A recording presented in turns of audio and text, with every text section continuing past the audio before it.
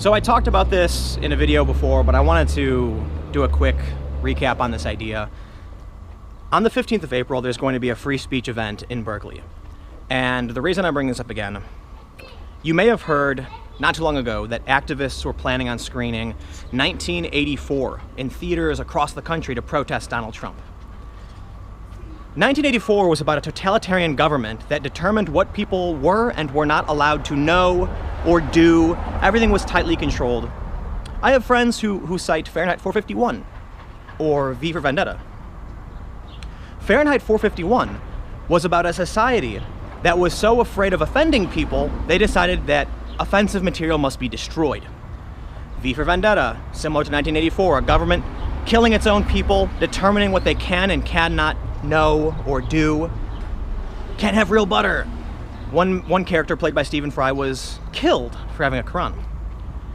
The reason I'm bringing this up, because I'm seeing this news, is that the protest group, or at least one of them, that they're organizing this protest at Berkeley, is saying that these people, like Lauren Southern or Kyle Chapman, Brittany Pettibone, are going to use free speech to recruit.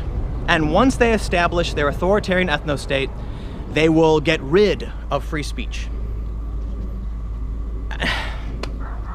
To argue that you have to silence speech to protect free speech is perfect 1984-esque doublespeak. It's perfect. And then you hear that these activists, anti-Trump activists, are using 1984 as in protest of Trump to get people to watch this movie. But when you look at these movies, when you look at these cultural examples, it's always about controlling people's thoughts, controlling people's speech. And the Trump people, at least the ones at Berkeley who are putting on a free speech event, don't disagree with free speech. They support free speech. That's why they're doing the event. And it's the protesters claiming they want to protect free speech. They're the ones who are actually trying to shut down the free speech event.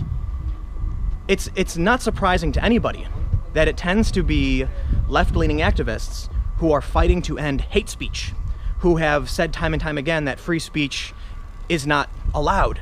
There are photos from the protests at Berkeley where people are burning signs that say free speech on them. If we don't want to create a society where your ideas are not allowed, and I don't understand why people don't get this. If you ban one idea, if you give the government the right to ban ideas, it's only a matter of time before they ban your ideas too. What don't people understand about that?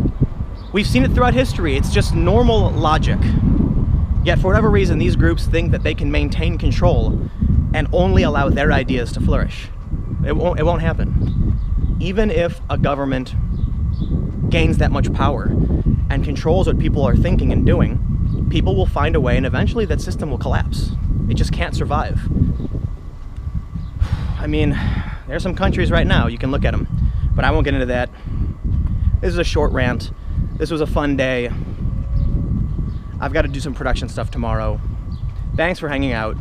Follow me on Twitter and Instagram at Timcast. You can also find me on minds.com at Timcast. Click the like button because it really does help. Comment below.